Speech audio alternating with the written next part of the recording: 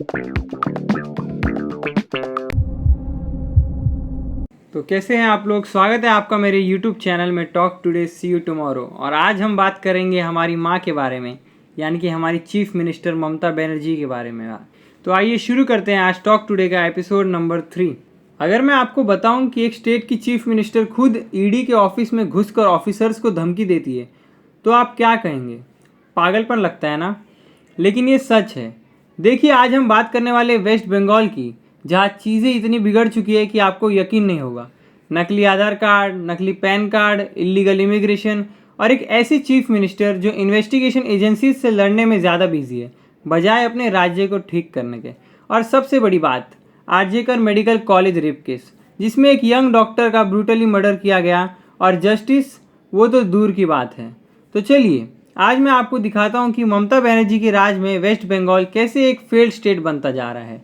और भरोसा रखें, जितना मैं आपको बताऊंगा उतना ही आपको शौक लगेगा। पहले बात करते हैं इलीगल इमिग्रेशन की। वेस्ट बंगाल में districts like Murshidabad, Malda, north 24 Parganas में क्या हो रहा है? बांग्लादेश से लोग इलीगली आ रहे हैं और उनको नकली डॉक्यूमेंट्स भी मिल रहे हैं, जैसे कि Aadhaar card, PAN card, voter ID, सब कुछ फेक। और ये सिर्फ रूमर्स नहीं है, इंटेलिजेंस ब्यूरो और सिक्योरिटी एजेंसीज ने मल्टीपल रिपोर्ट्स में इसका जिक्र किया है। लेकिन प्रॉब्लम ये है कि स्टेट गवर्नमेंट कॉपरेट ही नहीं कर रही है। क्यों? क्योंकि ये इलीगल इमिग्रेंट्स वोट बैंक का हिस्सा बन गए हैं। सोचो, एक डेमोक्रेटिक कंट्री में जहाँ सिटीजन्स का वोट सबसे ज़्यादा इंपॉर्टेंट होता है, वहाँ फेक डॉक्यूमेंट्स के थ्रू बाहर के लोग वोटिंग कर रहे हैं और स्टेट गवर्नमेंट वो चुप बैठी है। एक्चुअली चुप नहीं, वो एक्टिवली इनको प्रोटेक्ट कर रही है। डॉक्यूमेंट्स बनाने वाले एजेंट्स खुलेआम घूम रहे हैं। बॉर्डर एरियाज़ में तो ये एक कंप्लीट रैकेट बन गया है। 5,000 से लेकर 20,000 के बीच में तुमको एक कंप्लीट आइडेंटिटी मिल जाएगी, आधार, पैन, एवरीथिंग। अब सवाल ये है कि ये सब कैसे चल रहा है बिना गवर्नमेंट प्रोटेक्शन के। अब बात करते हैं आरजीकर मेडिकल कॉलेज केस की। अगस्त 2024 में एक जूनियर डॉक्टर जो अपनी ड्यूटी कर रही थी, उसके साथ रेप हुआ, फिर उसका मर्डर हुआ हॉस्पिटल के अंदर। एक जगह जो सेफ होनी चाहिए थी वो बन गई क्राइम सीन। लेकिन असली प्रॉब्लम यहाँ से शुरू होती है। एविडेंस टेम्पर किए गए, क्राइम सीन को ऑल्टर किया गया। हॉस्पिटल एडमिनिस्ट्रेशन ने इमिडिएटली उस रूम को रेनोवेट करना शुरू कर दिया। क्यों? सबूत मिटाने के लिए। और जब डॉक्टर्स ने प्रोटेस्ट किया, जस्टिस मांगा, तो ममता बनर्जी ने उन्हें बीजेपी एजेंट्स बोला। हाँ, आपने सही सुना, एक वुमेन चीफ मिनिस्टर जो खुद वुमेन एम्पावरमेंट की बात करती है, उनके ही स्टेट में एक वुमेन डॉक्टर के साथ ये सब होता है और वो प्रोटेस्टर्स को पॉलिटिकल ओपोनेंट्स बुला रही है। डॉक्टर्स पूरे 41 डेज तक स्ट्राइक पे रहे, मेडिकल सर्विसेज अफेक्ट हुई, पेशेंट्स ने सफ़र किया। लेकिन स्टेट गवर्नमेंट के लिए ये सब पॉलिटिकल कॉन्स्पिरेसी थी। सुप्रीम कोर्ट को इंटरफेयर करना पड़ा और आखिर में किसी और को बलि का बकरा बना के केस का कुछ नहीं हुआ, जबकि वहाँ मल्टीपल सीमेंस मिले थे। और देखिए, ये कोई आइसोलेटेड केस नहीं है। बंगाल में लॉज एंड ऑर्डर्स की सिचुएशंस बहुत ख़राब है। जो लोग जान बचाते हैं वो लोग खुद वहाँ सेफ फील नहीं करते। मल्टीपल हॉस्पिटल्स में असॉल्ट केसेस हैं। मेडिकल प्रोफेशनल्स वेस्ट बंगाल छोड़कर दूसरे स्टेट्स जा रहे हैं। अब आते हैं सबसे इंटरेस्टिंग पार्ट पे। ED, enforcement directorate raids. TMC leaders के अगेंस्ट मल्टीपल केसेस चल रहे हैं। Coal scam, cattle smuggling scam, teacher recruitment scam, ration distribution scam, list बहुत लंबी है। जब ईडी ऑफिसर्स ममता बनर्जी के क्लोज एड अर्पिता मुखर्जी के घर रेड करने गए तो क्या मिला? Cash, literally crore of rupees.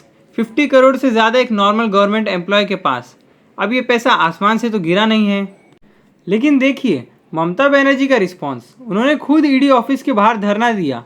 एक सिटिंग चीफ मिनिस्टर ये हरकत कर रही है। इमेजिन करो, फेडरल इन्वेस्टिगेशन एजेंसी अपना काम कर रही है और स्टेट का हेड खुद उनको रोक रहा है। उन्होंने सीबीआई और ईडी ऑफिसर्स को बंगाल में एंट्री से रोकने की कोशिश की है। उन्होंने स्टेट पुलिस को ऑर्डर दिया है कि ये एजेंसीज से कॉपरेट मत करो। ये कॉन्स्टिट्यूशनल क्राइसिस है, ये फेडरलिज्म नहीं है, ये ऑब्स्ट्रक्शन ऑफ जस्टिस है। अब मैं आपको सच्चाई की तस्वीर दिखाता हूँ। ममता बनर्जी की पॉलिटिक्स पूरी तरह वोट बैंक पे बेस्ड है। मुस्लिम पॉपुलेशन जो बंगाल में है वो टीएमसी का कोर वोट बैंक है। तो क्या होता है? इलीगल बांग्लादेशी इमिग्रेंट्स को प्रोटेक्शंस मिलती है क्योंकि वो फ्यूचर वोटर्स हैं। मदरसास को अनलिमिटेड फंडिंग मिलती है जो कि एजुकेशन के लिए ठीक है। बट क्वेश्चन ये है कि क्या वो पैसा एक्चुअली एजुकेशन पे खर्च हो रहा है या पॉलिटिकल मोबिलाइजेशन पे है। हिंदू फेस्टिवल्स पे रेस्ट्रिक्शंस लगते हैं, दुर्गा पूजा का रूट चेंज करना पड़ता है, सरस्वती पूजा पे इश्यूज़ हैं। बट मुहर्रम या ईद पे कोई रेस्ट्रिक्शंस नहीं है। ये सिलेक्टिव सेकुलरिज्म है। और देखिए, मैं ये नहीं कह रहा हूँ कि एक कम्युनिटी को फेवर करना गलत है, लेकिन जब ये फेवर इलीगल एक्टिविटीज़ को प्रोटेक्ट करने तक पहुँच जाए, जब ये नेशनल सिक्योरिटी को कॉम्प्रोमाइज़ हो, तब ये गलत है। बॉर्डर सिक्योरिटी फोर्स की रिपोर्ट्स कंसिस्टेंटली बता रहे हैं कि बंगाल बॉर्डर से इन्फिल्ट्रेशन ज़्यादा है, बट स्टेट पुलिस कोऑपरेट नहीं करती, लोकल एडमिनिस्ट्रेशंस हेल्प नहीं करती, क्योंकि ऊपर से ऑर्डर है, don't touch this issue. Teacher recruitment scam.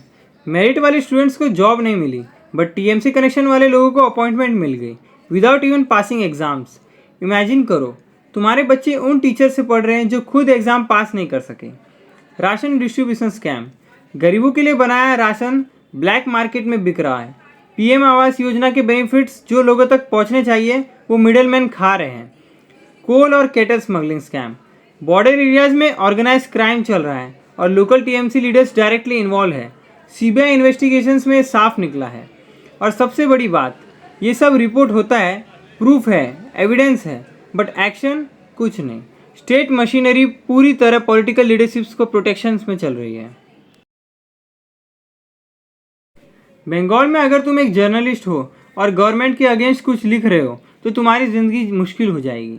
Multiple cases of journalist being arrested. Social media पे पोस्ट के लिए लोगों को जेल भेजा जा रहा है।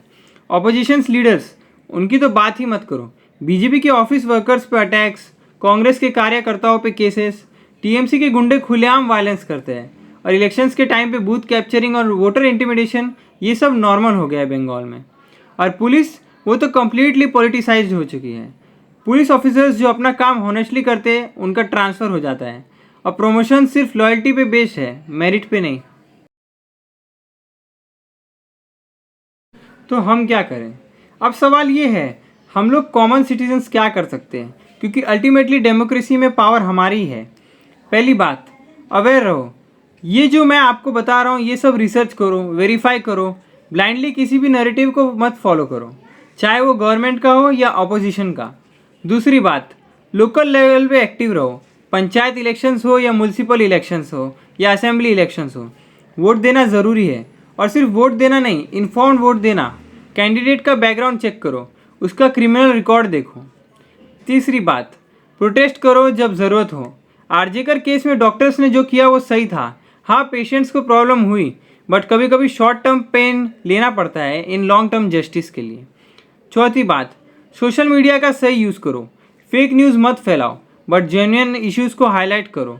टैग करो कंसर्न अथॉरिटीज़ को, प्रेशर बनाओ ट्रांसपेरेंसी के लिए। गवर्नमेंट या पीपल, कौन जिम्मेदार? देखिए, मैं हॉनेस्टली बोलूँगा, दोनों जिम्मेदार है। गवर्नमेंट तो क्लियरली करप्ट है बंगाल में, ये तो दिखता है, बट हम लोग भी रिस्पॉन्सिबल है ना। हमने ही तो वोट दिया है, और सिर्फ एक बार नहीं, कई बार। 2011 में टीएमसी आई, 2016 में टीएमसी जीत गए, 2021 में फिर जीत गए। तो क्लियरली कुछ लोग सपोर्ट तो कर रहे हैं। बंगाल का फ्यूचर, अगर सच बताऊं तो बंगाल का फ्यूचर बिल्कुल अंधेरे में है। इकोनॉमिकली स्टेट बिहाइंड जा रहा है, इंडस्ट्री नहीं आ रही है क्योंकि लॉज एंड ऑर्डर्स की सिचुएशन ख़राब है। यूथ बंगाल छोड़कर दूसरे स्टेट्स जा रहे हैं बेटर अपॉर्चुनिटीज़ के लिए। एजुकेशनल इंस्टीट्यूशन का स्टैंडर्ड गिर रहा है। हॉस्पिटल्स की हालत देखी है आपने, इंफ्रास्ट्रक्चर डेवलपमेंट रुक गया है। जहाँ कभी बंगाल इंडिया का इंटेलेक्चुअल कैपिटल था, वहाँ अब वायलेंस और करप्शन की स्टोरीज आती हैं। बट ये परमानेंट नहीं है। बंगाल चेंज हो सकता है, बट उसके लिए चाहिए कलेक्टिव विल। सिर्फ गवर्नमेंट चेंज करने से कुछ नहीं होगा, माइंडसेट भी चेंज करना होगा। तो ये थी वेस्ट बंगाल की असली कहानी। ममता बनर्जी के राज में क्या हो रहा है, illegal immigration, fake documents, corruptions, violence, और सबसे बड़ी ट्रेजेडी, ये सब होने के बाद भी अकाउंटेबिलिटी ज़ीरो है। बट रिमेंबर, अल्टीमेटली पावर हमारी है। हम लोग डिसाइड करेंगे कि कैसा लीडर चाहिए और कैसी गवर्नमेंट चाहिए। 2026 में फिर इलेक्शंस होंगे बंगाल में, तब डिसाइड करना होगा।